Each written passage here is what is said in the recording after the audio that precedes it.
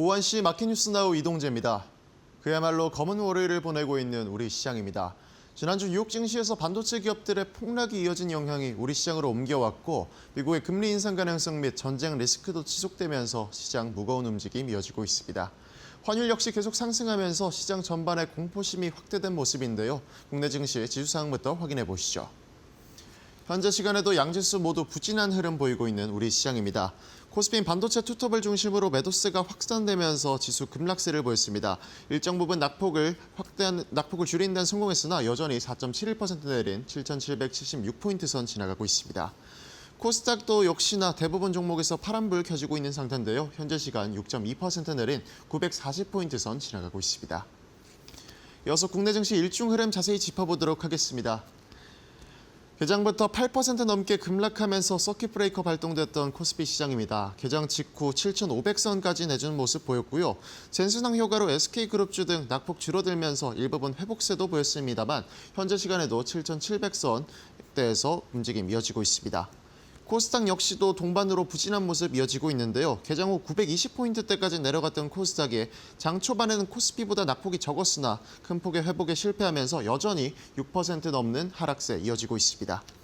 이어서 코스피 매매 동향 살펴보도록 하겠습니다. 오늘도 역시 외국인의 매도 지속되고 있는 코스피 시장입니다. 현재 시간 1조 2,600억가량 팔아치우면서 지수 끌어내리고 있고요.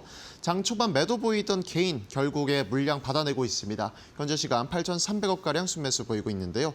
기관 같은 경우도 현재 시간 3,000억 가깝게 사자세 이어지고 있습니다. 이어서 코스닥 매매 동향 살펴보시면요. 현재 시간 개인과 외국인의 매도세가 포착되고 있습니다. 개인 같은 경우 280억가량, 외국인은 260억가량 팔아치우면서 지수 끌어내리고 있고요. 기관 같은 경우는 750억가량 매물 받아내면서 지수 방어에 나서고 있습니다. 이어서 환율 상황 체크해보도록 하겠습니다. 17년 3개월 만에 원달러 환율이 1,555원 선을 넘어서 개장했습니다. 외환당국은 투기적 역외 거래 세력이 변동성을 증대시켰다고 판단했는데요. 강경 발언을 내놓으면서 개장보다는 환율 하락 보이고 있습니다. 현재 시간 0.68% 내린 1,548원 선 지나가고 있습니다. 계속해서 투자 뉴스로 이어가 보겠습니다. 네이버와 엔비디아가 손을 맞잡고 기가와트급 초대형 AI 팩토리 구축에 나서는 전략적 동맹을 맺었다는 소식에 주가가 급등세를 보이고 있습니다. 네이버는 오늘 엔비디아와 글로벌 AI 팩토리 공동 구축 사업을 추진한다고 밝혔습니다. 글로벌 AI 인프라 수요 증가에 대응해 대규모 AI 팩토리를 공동 구축 운영하고 글로벌 AI 컴퓨터 시장을 선점한다는 목표입니다. 네이버는 데이터 센터의 부지 확보와 구축 운영을 주도하고 엔비디아는 GPU 공급 및 글로벌 고객 발굴을 맡는 한편 사업 리스크와 성과 모두 공동 부담하는 형태로 협력할 방침입니다. 이번 협력을 통해 내년 상반기 55메가와트 규모의 AI 인프라 가동을 시작으로 내년 말까지 누적 100메가와트, 2028년까지 200메가와트로 단계적 확대를 거친 이후 장기적으로는 1기가와트급 AI 팩토리를 구축한다는 것이 목표입니다. 양사는 네이버가 운영하는 하이퍼스케일 데이터 센터 각세종을 주축으로 엔비디아의 글로벌 네트워크와 결합해 아시아 태평양 지역뿐만 아니라 유럽과 중동 시장까지 인프라를 확장하고 현지 정부 및 기업 고객을 확보할 것이라고 밝혔습니다. 현재 시간 네이버의 주가 살펴보도록 하겠습니다. 네이버가 장 초반에는 하락하는 모습 보였습니다만 상승 전환 성공했고 현재 12% 가까운 폭등 보이고 있는데요. 네이버 대표 출신의 한성숙 중소벤처기업부 장관이 국무총리 후보자로 지명된 소식도 상승 요인 작용하고 있습니다. 현재 시간 28만 7,500원 선 지나가고 있습니다. 대한조선이 방위사업청이 주관하는 중소조선 MRO 글로벌 경쟁력 강화 지원 사업에 선정되면서 미국 시장 진출 기대감이 확대됐습니다.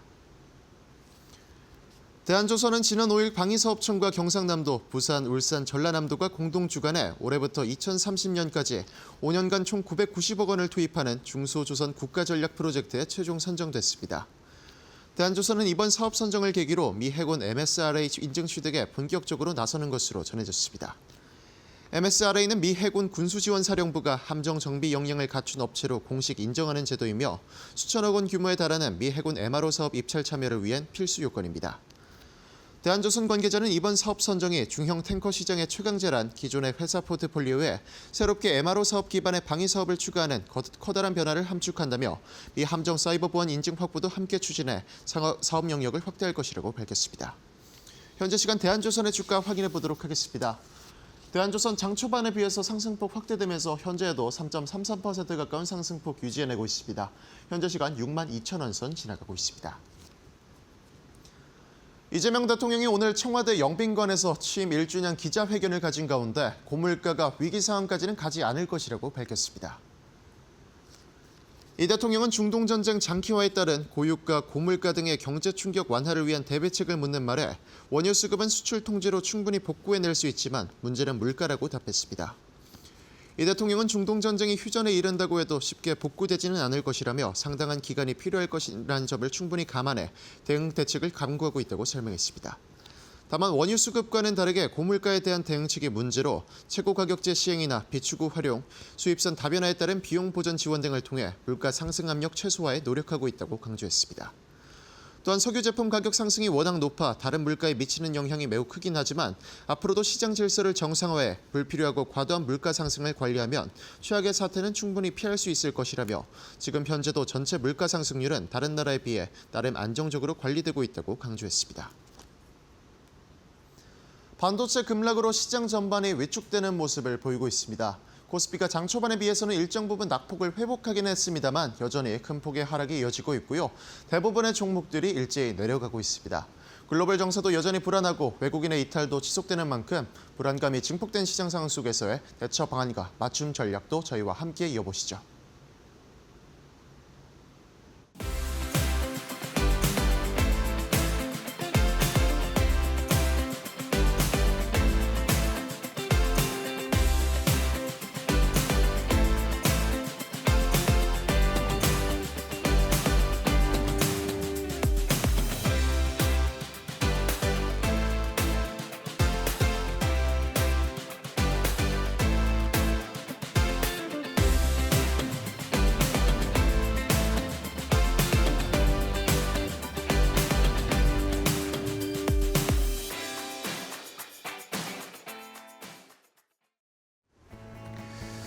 자, 오장의 출발도 이데일리 TV와 함께 해주시죠. 마켓나우 3부로 이어가도록 하겠습니다. 오늘 우리 시장 주말에 많이 마음의 준비를 하셨음에도 불구하고 시장이 크게 빠지는 것에 대해서 가슴이 아플 수밖에 없습니다. 미국 시장도 좋지가 않았고 브로드컴의 실적도 시장의 예상치를 하회했고 소캠 논란이 또 일어나면서 반도체 관련된 종목들의 큰 낙폭이 있을 거다라고 예상은 했는데 이게 삼성전자, 하이닉스 반도체만 빠지는 게 아니라 전부 다 빠져버리니까 아마 개인 투자자분들, 시청자분들의 가슴이 더 답답하실 것 같습니다. 자, 고민입니다. 앞으로의 미래 성장성을 보고 AI 그리고 우리나라가 차지하는 위치 이런 미래를 볼 것이냐 아니면 지금 많이 올라왔고 변동성도 심하고 환율도 높고 이런 불안정한 상황에 조금 더 시선이 가느냐 현재냐 미래냐에 대한 고민인데요. 오늘 그런 것에 힘을 넣어주는 것은 이재명 대통령이 기자회견, 취임 1주년 기자회견 하면서 한국, 우리나라의 산업구조의 전반적인 대전환이 일어나는 앞으로의 계획이 있는데 그걸 곧 발표할 거다라는 이야기도 했고 주식시장 이렇게 많이 올랐지만 아직도 저평가돼 있다라는 언급을 했습니다. 여기에다가 젠스랑 CEO가 주말 사이에도 여기저기 많은 활동을 하면서 시장에 힘을 넣어줬는데 오늘도 역시 또 주식시장에 힘을 넣어주는 말을 했습니다. AI의 대전환, 앞으로의 밝은 미래는 당연한 것이다. 그러니까 오늘 조정이 나오는 것은 오히려 주식을 매수할 때다라고 젠스랑이 이야기를 했습니다. 자, 젠스랑은 왜 이러는 건지 그리고 젠스랑이 오늘 우리 시장에 또 특별한 수혜주를 안겨줬습니다. 그게 무엇인지 앵커 브리핑을 통해서 함께 알아보도록 하겠습니다. 자, 젠스랑 CEO 제가 말씀드린 것처럼 오늘 아침에 오늘 지금 여기저기 일정을 소화하고 있습니다. 오늘 늦은 저녁까지 계속 젠스랑 CEO가 우리나라에서 일정을 소화할 텐데요. 아침에 오늘 일어나자마자 뉴스 보셨을 텐데 자, AI의 밝은 미래는 절대적인 사실이다. 아직도 이제 초입 국면에 불과한 상황인데 이렇게 미국 쪽에서 브로드컴이나 소캠에 대한 이야기가 나오면서 주식이 흔들리고 떨어졌는데 그럴 땐 오히려 주식을 지금 싸게 살 때다라고 우리나라에 있는데 이런 이야기를 해주었습니다. 젠스랑이 이야기를 하고 나니까 주가가 약간 회복되기는 하는 모습인데 아직 상승으로 전환되기는 쉽지 않은 상황이고요. AI 산업 늘 나오는 말입니다. 이제 시작일 뿐이고 의심할 필요가 없고 저평가 구간이다. 지금 한국 주식 제 엔비디아와 같이 연합하는 회사들은 앞으로 주식이 더 잘 갈 거다. 내년에 더 바쁠 거고 더 돈을 많이 벌 거니까 라고 근거를 제시를 했습니다. 자, 그런 상황에서 오늘 시장에서 결국에는 이제 오늘 젠슨왕의 방한의 마지막 날인데요. 젠슨왕 CEO가 우리나라에 두 번째 방문을 할 때 과연 수혜주는 무엇일까? 시청자분들도 너무나 궁금하셨잖아요. 근데 마지막 날이 되니까 이게 드러나기 시작했습니다. 결국에는 네이버가 이번 젠슨왕 CEO의 방안에 가장 큰 수혜주입니다. 그러니까 지금 주가가 10% 넘게 상승세를 나타내고 있죠. 다음 페이지 보실까요? 자, 젠슨왕 CEO가 이제 오후에 네이버의 판교 사옥에 아마 방문을 할 겁니다. 근데 뭐 아침에 이미 공시가 나왔어요. 네이버 측에서 엔비디아와 함께 협력을 해서 글로벌 AI 팩토리를 만들겠다라고 공시를 아예 공식적으로 올려버렸습니다. 아마 오후에 네이버에 방문을 했을 때 좀 더 구체적인 이야기들이 나올 수도 있겠죠. 네이버에서 젠슨왕 CEO가 오는 것을 라이브로 송출하겠다라고 했습니다. 어떤 이야기가 나올지 오후에 지켜봐야 되겠고요. 자, AI 팩토리 사업을 하기 위해서는 4가지가 필요한데 GPU를 잘 운영하면서 데이터 센터를 운영해 본 경험, 그리고 최신 버전의 GPU, 엔비디아로부터 네이버는 받잖아요. 이런 것들이 확보되어 있고 돈이 필요한 뭐 당연한 이야기겠고요. 그리고 이렇게 AI 팩토리를 GPU를 운영하면서 AI 팩토리를 만들면 우리가 영업을 해서 거기서 고객들을 확보해야 되잖아요. 그게 가장 중요한데 네이버 측에서 지금까지는 왜 이런 AI 팩토리 사업을 못했냐라고 시장에서 궁금해했는데 그거에 대한 답을 했습니다. 왜냐하면 지금까지는 네이버가 너무 국내 한정적인 사업을 해왔기 때문에 해외 쪽에 영업망을 뚫기가 어려웠다. 그런데 이번에 젠슨왕 CEO가 해외 쪽에서의 영업을 도와주기로 약속을 했다라고 하는 겁니다. 수요를 책임진 고객을 엔비디아 쪽에서 연결을 해줄 수 있겠다라고 조언을 해줬고 도움을 주겠다라고 얘기를 했으니까 이러면 AI 투자, 팩토리 투자, 네이버도 우리도 한번 해보자라는 식으로 결정을 했다라고 네이버 측에서 이야기를 했습니다. 자, 이러면서 내년 상반기에 555메가와트, 내년 연말까지 100메가와트, 그리고 중장기적으로 봤을 때는 1기가와트까지 이 네이버 AI 팩토리를 만들겠다는 건데 네이버도 물론 투자를 하고요. 전략적 파트너라고 할 수 있는 엔비디아도 함께 투자를 하면서 이런 네이버 AI 팩토리를 만들겠다라는 거였습니다.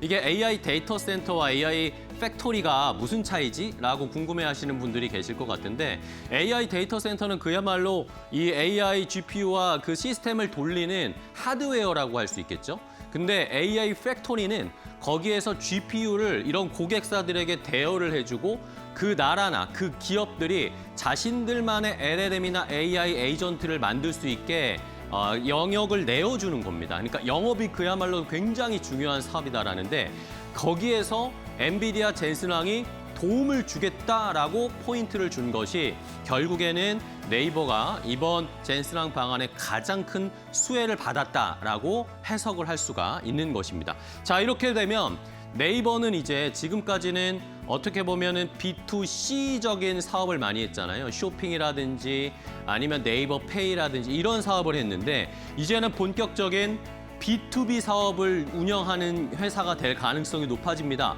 지금 이런 게 LG전자도 최근에 그런 말씀 드렸잖아요. B2C에서 B2B로 옮겨가는 그런 패러다임의 전환이 있으면서 주가가 한번 튀어 올랐던 것처럼 네이버도 이제는 B2B 사업을 조금 더 강력하게 추진할 수 있는 사업의 비중도 이쪽이 더 커질 수 있는 회사가 된다는 것이 가장 중요한 포인트겠습니다. 자, 이런 상황에서 네이버를 그러면은 젠슨왕이 왜 선택을 했을까요? 젠슨왕 CEO도 이 AI 밸류체인 5단계에 대해서 굉장히 강조를 합니다. 뭐 가장 중요한 거 뭐 주가가 많이 올랐던 에너지, 전력 인프라 이게 가장 중요하고 그 다음에는 반도체, 엔비디아가 본인들이 반도체를 만들잖아요. 그 다음에는 AI 인프라, 데이터 센터, AI 팩토리 같은 것들이 필요하고요. 그 다음에 LLM 모델이 나오고 거기에 이제 B2C로 어플리케이션 같은 것이 필요한 요 단계가 필요한데 지금 젠스랑 CEO는 요 반도체를 기반으로 해서 요 윗단의 이 레이어를 강화시켜야 본인들의 칩을 많이 팔 수가 있는 상황입니다. 그렇죠? 그러니까 그 밑단에 있는 회사들을 많이 도와주는 겁니다. 네이버라든지 이번에 게임 회사들을 또 많이 만났잖아요. 그리고 방산업체들도 뭐 컨택을 할 수 있다. 이런 이야기들이 나오잖아요. 결국에는 그런 AI 인프라와 실제 피지컬 AI가 운영될 수 있는 쪽으로 확장을 시켜야 된다라는 것이겠죠. 여기에다가 지금까지 엔비디아의 고민은 아마존이나 마이크로소프트나 구글의 구글의 인프라 장악력이 너무나 강력해서 여기를 이제 경쟁 상대가 너무 강력해졌다라는 거죠. 이 상위 레이어에게도 집중을 하는 그런 여러 가지로 펼쳐야 하는 상황도 펼쳐지지만 이 인프라 내에서의 경쟁도 중요하잖아요. 그런데 지금 구글 같은 경우가 이 AI 인프라 3단계 레이어에서 너무나 많은 장악력을 가지고 있습니다. 그러니까 이 구글을 대항할 수 있는 미국 외 시장에서의 경쟁자들이 필요한데 거기에 딱 맞는 이 회사가 네이버라고 젠슨왕은 판단을 한 것 같습니다. 네이버는 데이터 센터 AI 인프라에 대한 앞으로의 미래 청사진도 있고요. 지금 본인들의 LLM도 만들었습니다. 뭐 사용을 많이 하진 않지만 어쨌든 하이버 클로버 X를 가지고 새로운 조금 더 발전시킬 수 있는 가능성이 있다는 거죠. 그리고 지금 현재는 검색, 쇼핑, 광고 아니면 네이버 페이 같은 걸로 인프라나 정보를 많이 학습할 수 있는 것들을 가지고 있고 여기에다가 한국의 대표 회사라는 거, 소버린 AI의 주권 이야기를 해줄 수 있는 기업이다라는 게 또 하나의 메리트입니다. 결국에는 네이버가 만약에 이렇게 해서 엔비디아가 투자를 해서 좋은 성과를 내게 되면 우리나라 말고 다른 나라들도 우리도 소버린 AI를 자체적으로 한번 만들어 봐야겠다. 한국 봐. 해낼 수 있잖아 라는 식의 좋은 모델이 된다는 거죠. 소버린 AI를 많이 만들고 각 국가별로 투자를 많이 하게 되면 젠슨왕 CEO 엔비디아 입장에서는 GPU를 팔 시장이 훨씬 더 많아지는 겁니다. 지금은 너무 미국과 중국에 집중되어 있는 이 시장이 엔비디아 입장에서는 그렇게 좋은 것만은 아니다라는 판단 때문에 이 고객사를 다변화하라는 전략의 하나로 네이버가 들어가는 것으로 이 결론을 내릴 수 있겠습니다. 자, 마지막 페이지 보시면 자 이렇게 되면 이제 네이버가 체질이 바뀌게 됩니다. 그 전까지는 저희가 뭐 스테이블 코인 이야기하면서 네이버의 체질이 바뀌지 않을까라는 이야기를 했었는데 이제는 자산을 최소화하면서 수익을 많이 뽑아내는 안정적인 사업을 네이버가 추구해 왔다면 이제는 엔비디아를 등에 업고 자본 집약적 사업으로 전환을 하게 된다는 겁니다. AI 팩토리 만들겠다. GPU 서비스를 하면서 영업을 하겠다. 해외 B2B 사업을 하겠다. 글로벌 B2B 사업 인프라 공급을 하겠다라는 식으로 바뀌게 된다는 거죠. 이러면 시장에서 2025년 작년의 매출이 2조 원 정도가 됐습니다. 근데 한 5년 정도 AI 팩토리를 열심히 영업해서 굴리게 되면 앞으로 기존 사업은 한 20조, AI 팩토리에서 20조, 기존 사업에서의 매출이 12에서 20조로 상장을 하게 되면 5년 후에는 40에서 50조 정도의 매출을 기대할 수 있지 않을까. 물론 매우 긍정적인 앞으로의 청사진이 잘 됐을 때 말입니다. 어쨌든 매출 단위가 이제는 확 올라가고 특히 AI 팩토리가 마진율이 굉장히 좋은 사업이다라고 시장에선 평가하고 있거든요. 과연 이 AI 팩토리, 젠슨왕과 함께 추진하는 AI 팩토리 산업이 네이버에게 새로운 체질 개선에 그리고 앞으로 새로운 패러다임의 전환이 될 수 있을지 시청자 여러분들도 잘 살펴보시기 바랍니다. 앵커 브리핑이었습니다.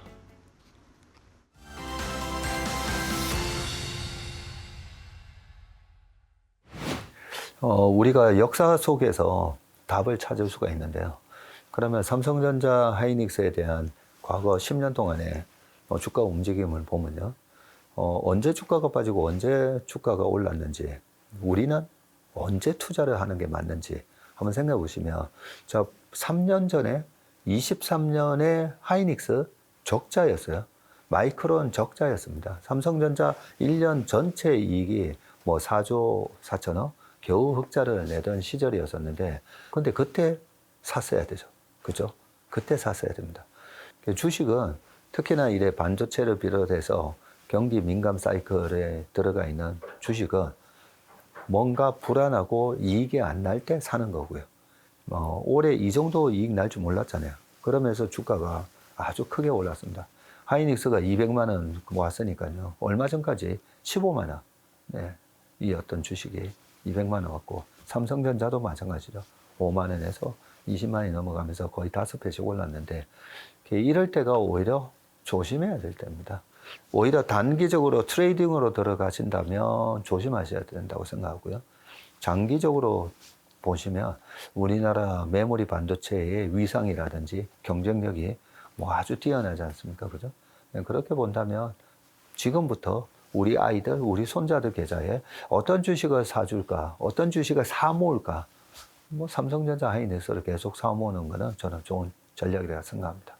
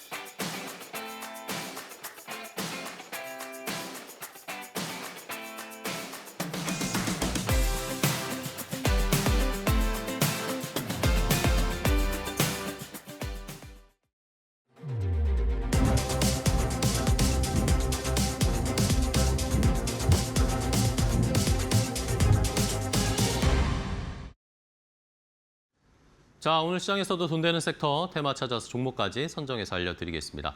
자, 오늘은 이데일리온의 김태원 파트너와 함께하겠습니다. 파트너님 안녕하세요. 네, 반갑습니다. 네. 자, 파트너님 오늘 또 시장이 어렵습니다. 이런 어려운 상황에서도 좋은 업종, 앞으로 이제 이 바닥을 찍고 올라갈 때 또 좋은 수익을 낼 수 있을 섹터 골라주셨는데요. 첫 번째 돈 되는 섹터는 어떤 걸로 골라주셨는지 함께 확인해 보도록 하겠습니다. 자, 첫 번째 섹터는 휴양지의 호텔의 그림이 나와 있습니다. 호텔주, 호텔 테마를 좀 볼 필요가 있다라는 선택을 해주셨는데요. 자, 오늘 같은 많은 대부분의 종목이 흔들리는 이 시장에서 호텔주를 봐야 하는 이유는 뭘까요? 네, 오늘 방송은 전적으로 좀 초기, 그러니까 처음 투자해 보시는 분들, 요즘 이제 주가가 많이 폭락을 해서 네. 당황했을 분들을 위해서 해드리는 건데요. 항상 주식에 투자할 때는 제가 여러 번 강조하지만 남들이 돌아보지 않을 때 조용히 사모으고 남들이 사겠다고 아우성칠 때 파는 게 주식 투자라고 말씀드렸습니다. 그쵸. 지금 이 호텔주 같은 경우는 이번에 상반기 1분기 때 좀 반짝하긴 했지만 이 원달러 환율에 굉장히 민감하죠. 그리고 또 최근 들어서 국내 한국인 우리나라 사람들도 평소 주말에 가족들과 함께 뭐 호캉스나 이런 걸 즐기시는 분들도 많아지고 있습니다. 특히 젊은 세대에서 그런 걸 많이 하는데요. 그러면서 항상 호텔이 좋은 호텔들 같은 경우는 항상 호텔이 꽉 차죠. 특히 호텔 뷔페 같은 경우도 1인당 10만 원 하더라도 기꺼이 가서 사 먹습니다. 네. 그러다 보니 호텔들이 잠자는 것뿐만 아니라 이 음식료나 이런 쪽에서 돈을 많이 벌고 있습니다. 그래서 가만히 보시면 1분기 때 우리나라 호텔주들이 꽤 짭짤하게 수익을 잘 낸 걸 알 수가 있습니다.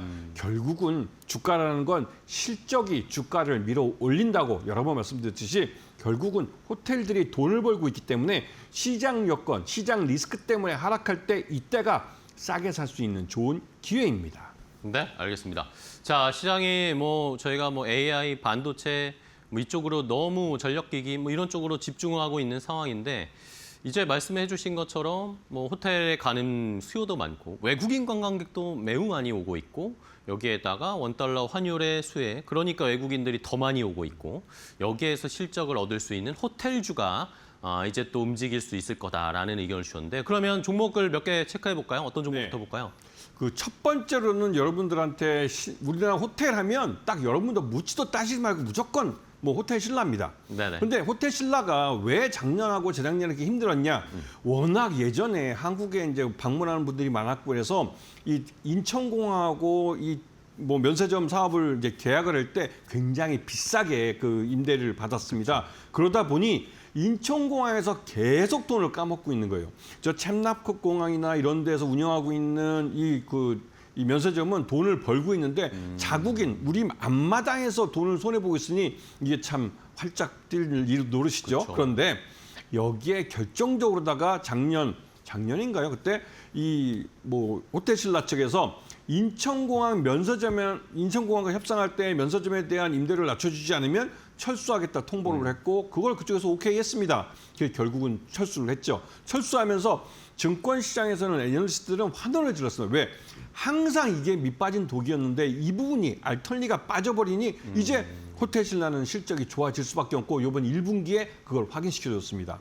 이 말뜻은 이 호텔신라의 최대주인 그 이부진 그 대표가 이번에 한 200억 개인 사재를 들여서 이 호텔신라 주식을 사겠다 한 것도 이런 것과 맞물려 생각해 볼 수가 있는 것이죠. 항상 주식 투자할 때 최대주주가 오너 집안의 최대주주가 이 몇백억 내지는 수천억의 돈을 들여서 자사주를 산다고 했을 때는 묻지도 따지지 않고 같이 사는 겁니다. 그때가 그 회사 가장 쌀 때이기 때문에 그런 것이죠. 그런 면에서 호텔신라를 잘 보시고 최근 들어서 호텔신라가 이 중국과 일본 관광객들이 많이 오는데요. 우리나라를 많이 찾는 관광객들이 순서를 따져보면 중국이 1등이고 2등이 일본이고 3등이 대만입니다. 4등이 미국인들이죠. 그래서 이 우리나라 요즘 그 전쟁, 미국과 이란과의 전쟁으로 국제유가가 오르면서 항공주도 많이 올랐고 여기에 이제 말 그대로 유류 할증료 같은 경우도 이 먼 거리, 장거리로 뜰수록 굉장히 비싸집니다. 네. 그래서 결국은 장거리 노선을 줄이고 우리 항공사들이 단거리라고 할 수 있는 일본과 중국 노선을 늘렸습니다.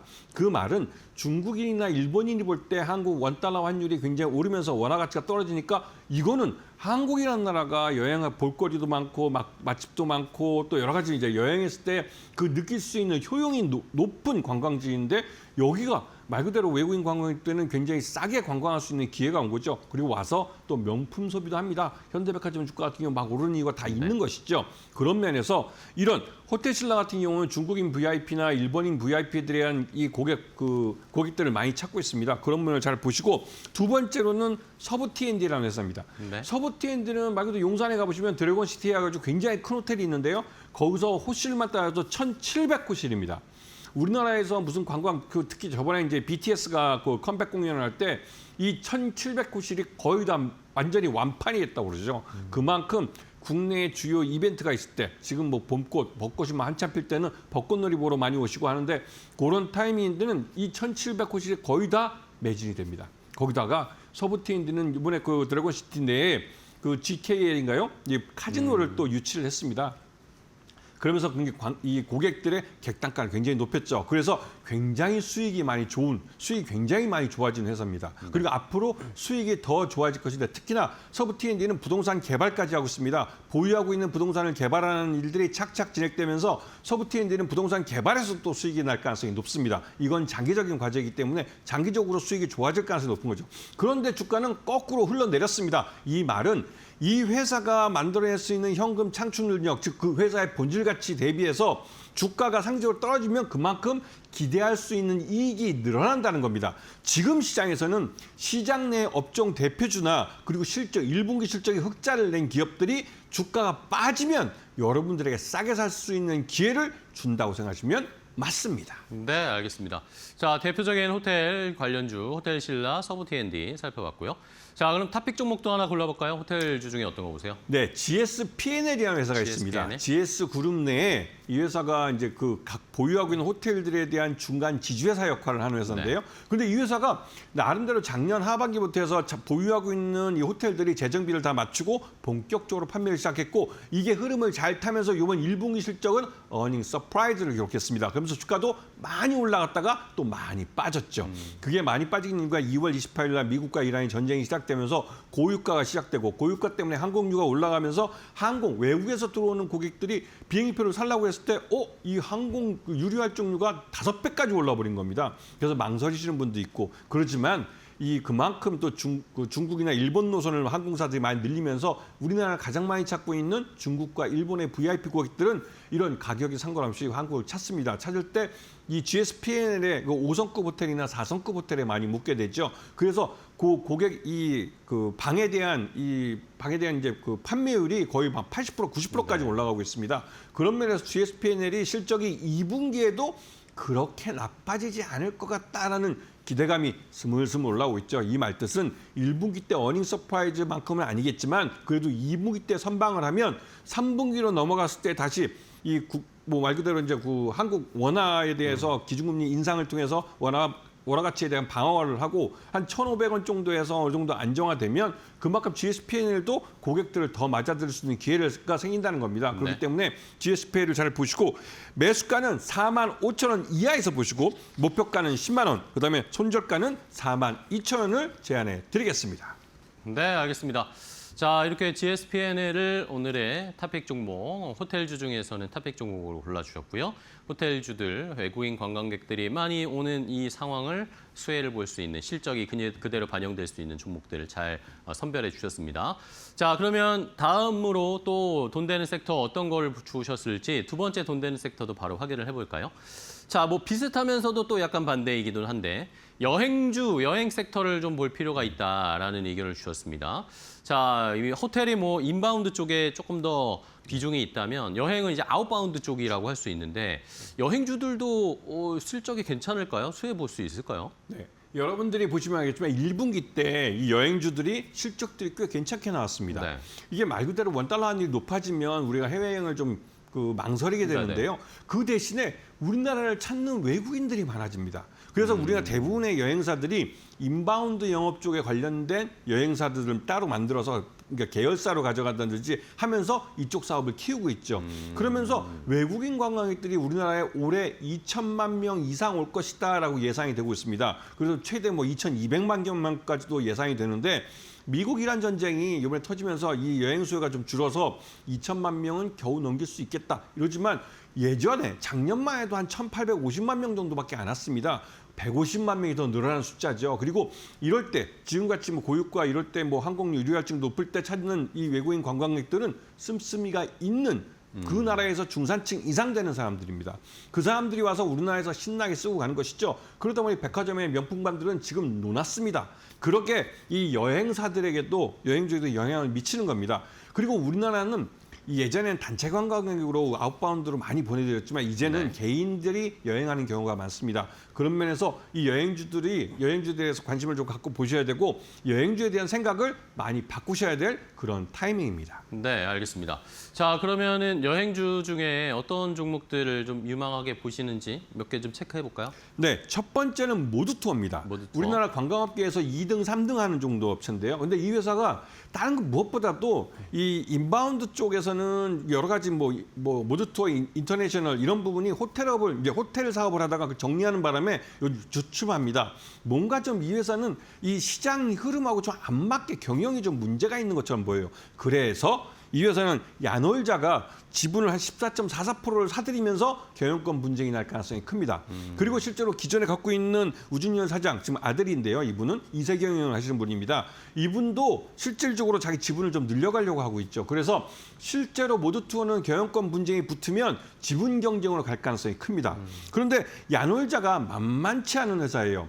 이거를 모두투어를 인수할 경우 야놀자는 이 모두투어를 통해서 우회 상장도 가능하고 아니 독자적으로 상장을 해서 공모자금을 더 끌어들이면 그 공모자금을 갖고 이걸 적대적 M&A 할 수도 있는 회사입니다. 그런 면에서 모두투어는 그런 잠재적인 M&A에 대해서 관심을 갖고 보시고 네. 그리고 두 번째는 이 노랑풍선이라는 회사입니다. 네. 노랑풍선은 전형적인 이제 특화되어 있는 이 관광 상품을 갖고 이 개인별 여행들에 많이 특화되어 있는 업체인데요. 그런데 이 노랑풍선은 프리미엄 제품들, 그러니까 프리미엄 그 관광 상품들을 개발을 하고 그다음에 뭐 해외에서 우리나라를 찾는 이런 국내 이 인바운드 영업을 굉장히 강화하면서 양쪽에서 돈을 벌고 있어서 이번 1분기 때 영업이익을 흑자로 돌려놓은 걸로 알려 있습니다. 그래서 노란풍선도 실적이 좋아지고 있고 이 회사는 특히 우리나라에서 아웃바운드로 갈 때 이 프리미엄 관광 상품이라 해서 노 팁, 노 옵션, 노 관광, 그러니까 노 쇼핑 이렇게 세 가지를 제안을 하면서 고객들한테 굉장히 좋은 호응을 받았습니다. 그리고 그런 상품들이 잘 팔리고 있죠.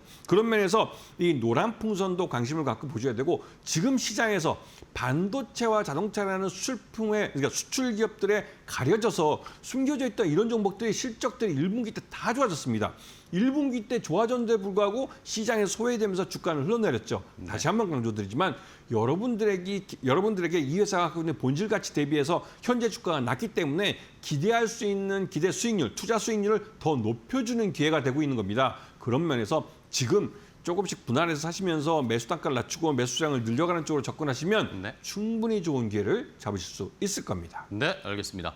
자, 여행주 두 가지를 살펴봤고 마지막으로 그럼 여행주 중에서 탑픽 종목 하나 골라주실래요? 1등주는 무조건 하나투어죠. 하나투어? 하나투어 네. 1등이기도 하고 이 업체가 국내뿐만 아니라 해외, 그러니까 우리나라 항공권을 사서 미리 사서 판매하는 것도 그렇고 여러 가지 면에서 우리나라 국내 인바운드, 그러니까 아웃바운드로 우리나라를 퍼내는 것도 중국이나 일본 쪽에 시장이 특화되어 있고요. 외국 관광객들 우리나라 들어와서 그 관광할 때 여러 가지 상품들을 많이 판매하고 있습니다. 그런 면에서 잘 보시고 일단 하나투어 주가가 지금 52주 신저가입니다. 말 그대로 가장 쌀 때라는 말씀드리고요. 그다음에 매수가는 35,000원, 목표가는 7만 원, 그다음에 손절가는 3만 원을 제시해 드리겠습니다. 네, 알겠습니다. 자, 오늘 김태현 파트너와 함께 호텔과 여행주, 그동안 시장에서 소외되어 있었지만 실적 개선세들이 이제 눈에 띌 그런 종목들을 한번 공략을 해보자, 역발상을 좀 해볼 필요가 있다라는 타이밍인 거죠. 시청자 여러분들도 잘 한번 참고해 주시기 바랍니다. 자, 오늘 김태현 파트너와 함께했습니다. 파트너님 또 좋은 종목 소개해 주셔서 감사하고요. 다음 시간에 또 뵙도록 하겠습니다. 오늘 고생 많으셨습니다. 고맙습니다.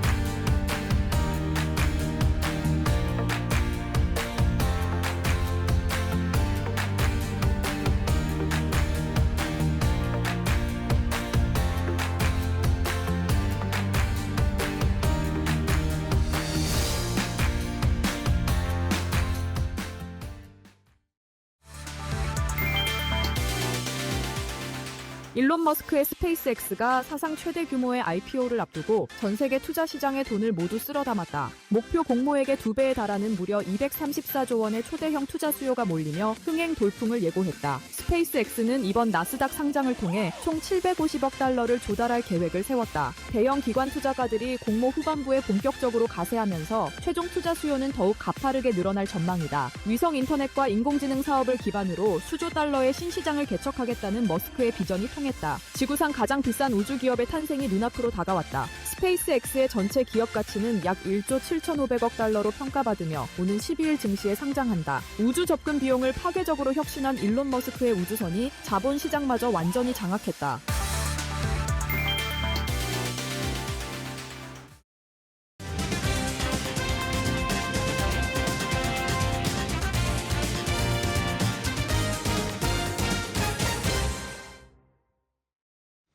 자, 마켓나우 3부와 함께 하고 계십니다. 시장은 뭐 코스피가 다시 5% 넘게 낙폭이 또 약간 커지고 있고요. 코스닥은 1000선을 이탈했습니다. 오늘 시작하자마자 6% 넘게 하락세를 나타내고 있고 환율이 그래도 12원 정도 좀 내려가는 모습이지만 여전히 높죠.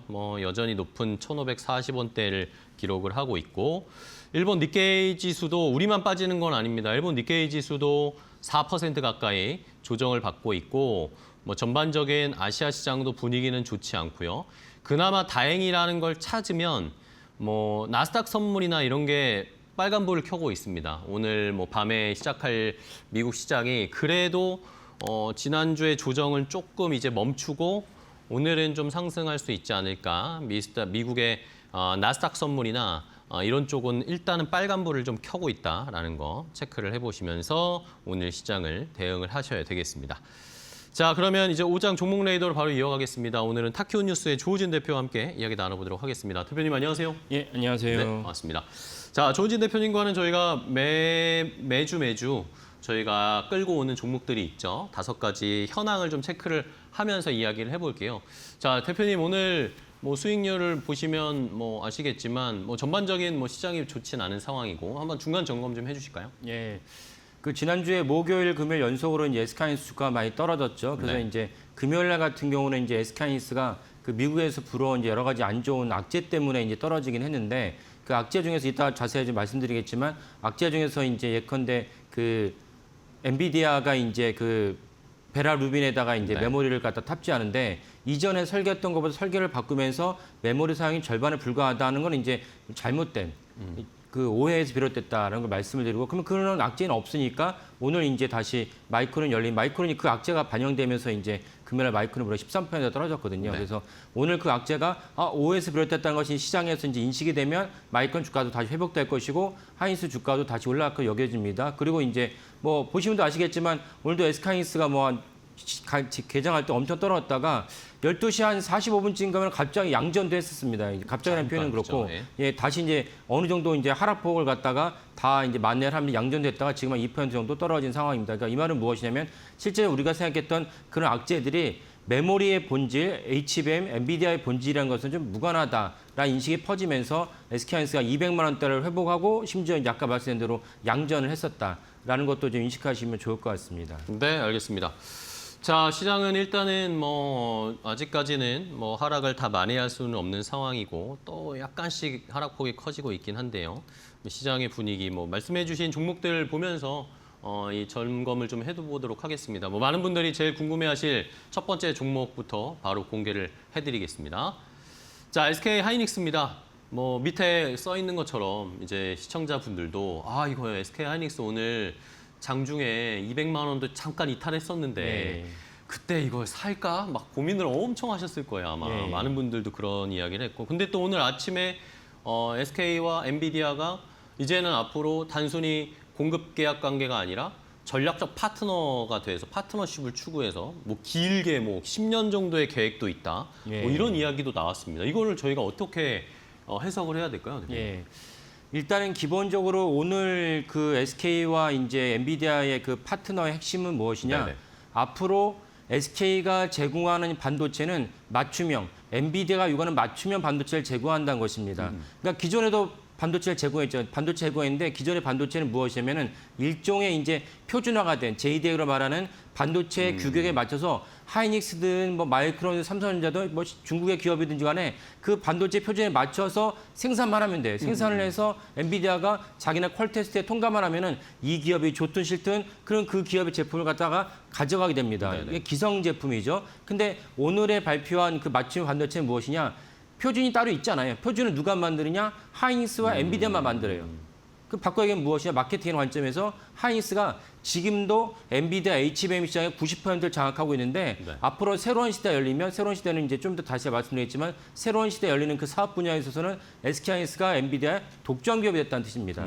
엄청난 뉴스인 거고 우리 지금 엄청난 지금 시점을 지나고 있습니다. 저는 어느 시점으로 이제 오늘의 발표를 갖다가 이제 비유를 하냐면 2022년 11월 30일 네. 어떤 날짜인지 아시겠습니까? 챗GPT가 처음 서비스를 시작한 날입니다. 그때 반도체 경기 너무 안 좋아가지고 SK하이닉스가 삼성전자에 그랬죠. 그리고 2023년에는 1분기도 3분기까지 SK하이닉스가 무려 누적 적자가 영업 손실이 8조 원 입학했습니다. 그래서 회사의 존폐가 논했던 그 시점에 바로 1년 전에는 챗GPT가 서비스를 시작하면서 우리가 몰랐던 HBM 엄청난 수요를 갖다가 일반인들 몰랐을 뿐인 거죠. 엄청난 수요가 SK하이닉스의 4분기를 갖다가 영업 이익으로 만들었습니다. 네. 그 날이 바로 오늘이란 것입니다. 왜? 아까 말씀드린 대로 엔비디아가 요구하는 맞춤형 메모리를 오직 SK하이닉스만 만들어주겠다는 것이에요. 그러니까 엄청난 뉴스인 거고 이 뉴스를 해석하는 분들이 있었기 때문에 전 무엇을 지금 말씀드리냐. 아까 말씀드린 SK하이닉스가 처음에 시작했을 때 거의 10% 가까이 떨어졌다가 네네. 12시 45분쯤에 이제 양전을 했는데 그 사이 삼성전자 주가의 흐름을 보면 삼성전자는 여전히 5% 내외로 왔다 갔다 하면서 떨어지고 있어요. 이 무슨 말이냐? 그러면 삼성전자는 지금도 엔비디아의 생태계에서 일단 2등 기업으로 이제 취급을 받았는데 오늘 발표를 말미암아서 삼성전자는 2등 기업이 확실하게 됐다라는 맥락이 되게 중요한 사안입니다. 그래서 오늘 발표를 갖고 제 얘기도 들으시고 그다음에 오늘 수시로 그 기자들도 이걸 한 번에 다 파악할 수 없거든요. 그래서 네. 오늘이 지나고 내일 아침에 실리는 주요 경제들이 오늘 발표를 갖고 분석한 기사들이 내놓을 것이고 그다음에 뭐 메리츠증권이나 뭐 대신증권이나 이런 증권사 리포트가 계속 낼 텐데 리포트가 요즘은 다 MTS에 있으면 다 내가 이용한 MTS가 아니어도 다 볼 수 있지 않습니까? 그런 MTS에 나온 증권사 리포트를 두세 개 보시면은 오늘의 사안이 왜 중요한지 인식을 하시면 그러면 이 출렁거림 있을 때 흔들리지 않고 내가 더 수익률 갖다가 올릴 수 있는 그런 기회가 된다라고 말씀드리고 오늘 되게 중요한 날이고 오늘을 기점으로 SK하이닉스는 또 한 번 엄청난 기업으로 탈바꿈하게 되는 그런 모멘텀을 받았다 이렇게 이해하시면 되겠습니다. 네, 알겠습니다. 말씀을 해주시는 순간에 또 하이닉스가 200만 원 아래로 살짝 내려왔어요. 이런 것도 살펴보시고 말씀해주신 것처럼 이 SK 하이닉스와 엔비디아는 이제는 더 밀월이 깊숙해졌다라고 해석을 하시는 것 같습니다. 뭐 오늘 뭐 또 근데 삼성전자 쪽도 엔비디아 제스랑이 만난다고는 하니까 오후에 삼성전자 쪽에서도 어떤 이야기가 나오는지 전영현 뭐 부문장을 만난다던데 이재용 회장은 몇 달 전에 캘리포니아에서 만났다고 하고 그런 이야기도 살펴봐야 되겠고 근데 이제 또 우려하시는 쪽에서는 주말 사이에 또 이런 이야기가 나왔어요. 이 엔비디아가 베라루빈 이거 새로 출시하고 이제 앞으로 공격적으로 팔 거라고 했는데 거기 안에 들여다 보니까 이게 설계를 약간 변경을 하면서 이 뭐라고 해야 될까요? 이 난이도를 낮췄다라고 하면 그러면 이게 무슨 의미냐? 이러면서 지금 시장에서 막 소캠 논란 막 이런 것까지 번지고 있거든요. 이건 어떻게 해석하고 계신지? 그 뉴스 때문에 이제 금요일 날 이제 하이닉스 우리나라도 영향을 받아서 하이닉스 일부 영향을 받아서 이제 금요일 날 이제 KRS 기준으로 10% 가까이 떨어졌고 마이크론 13% 떨어졌습니다. 근데 그 논란의 핵심은 무엇이면 세미 애널리시스라는 이제 시장 조사 기관이 낸 리포트가 일부 공개됐는데 그 리포트에서 이제 약간 헤드라인만 제목만 이제 많은 사람들이 인식을 하면서 이제 하게 됐는데 그 헤드라인이 무엇이었냐? MV72라고 이제 결국 베라 루빈의 이제 렉이라고 지난번 말씀드렸는데 그 엔비디아 나온 새로운 어떤 그 GPU 그 세트가 공개가 됐는데 설계가 바뀌면서 기존보다도 메모리를 적게 쓰겠다라는 것이 이제 헤드라인으로 인식을 했습니다. 근데 자세히 보니까 그 인식이 사실은 하나만 보고 둘, 셋은 못 봤던 잘못된 인식이었습니다. 무슨 말이냐면 실제로 이제 그 메모리는 주는데 메모리를 주는 게 무엇이면 192기가바이트는 절반만 쓰는데 그러면 메모리 적게 쓰게 되죠. 그럼 당장 하이닉스 아까 말씀드린 대로 엔비디아의 시장 점유율이 90% 이상이 된다. 물론 이거는 이제 다른 맥락 HBM이 아니고 다른 뭐 LP DDR 얘기지만 어쨌건 적게 쓴다면 하이닉스나 마이크론이 안 좋은 뉴스죠. 근데 거기에 무엇이 더 있냐면 192기가바이트는 절반 쓰지만 그 다음에 아래 버전이 96기가바이트는 6배를 쓴다.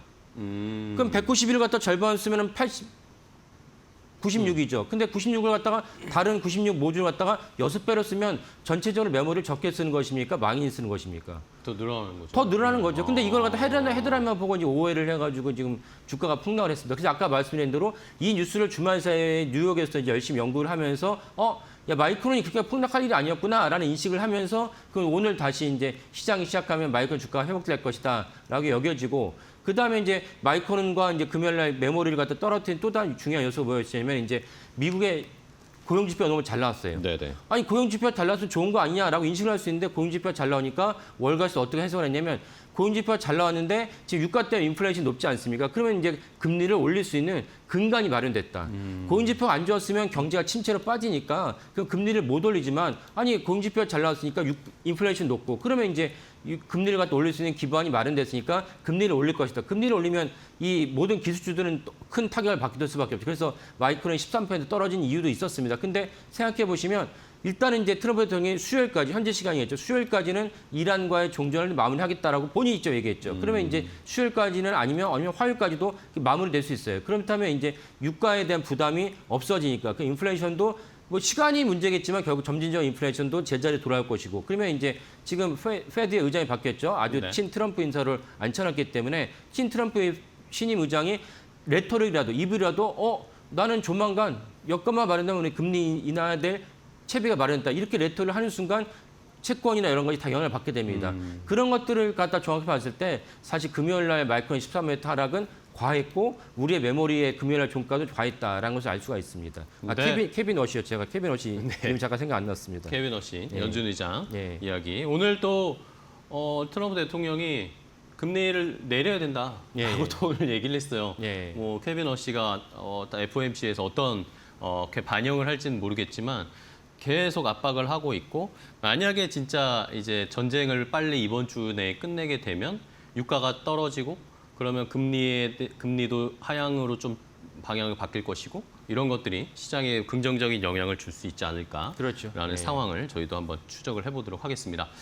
자, 오늘 타케온 뉴스의 조우진 대표와 함께했습니다. 대표님 오늘 또 좋은 인사이트 SK 하이닉스에 대해서 해주셔서 감사하고요. 다음 시간에 또 뵙겠습니다. 대표님 고맙습니다. 예, 감사합니다.